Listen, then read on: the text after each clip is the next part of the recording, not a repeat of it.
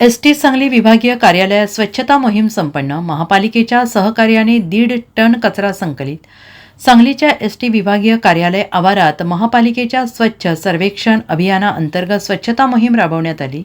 या स्वच्छता मोहिमेत एसटी विभागीय कार्यालयाची 100 ते 125 कर्मचारी सहभागी झाले होते.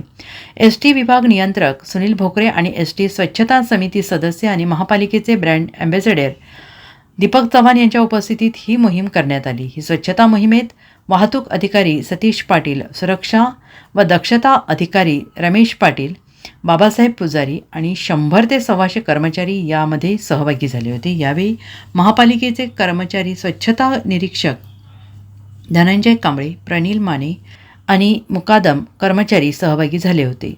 या स्वच्छता मोहिमेत एसटी विभागीय कार्यालय आवारातील स्वच्छता करीत 1.5 टन कचरा संकलित करण्यात आला आहे.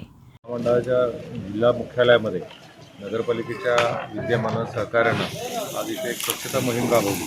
सर्व कर्मचारी, नगरपालिकेचे कर्मचारी यांच्या संयुक्त विद्यमाने आपण सर्व कचरा गोळा करणे यासाठी आपण मोहीम राबवली. त्यामध्ये साधारण 1.5 ते 2 टन कचरा आपल्याला गोळा करण्यात आला आणि त्याची विल्हेवाट लावण्याचं हे चालू आहे. त्यामुळे नगरपालिका आणि आमचे कर्मचारी यांनी चांगल्या पद्धतीनं सहकार्य केलं.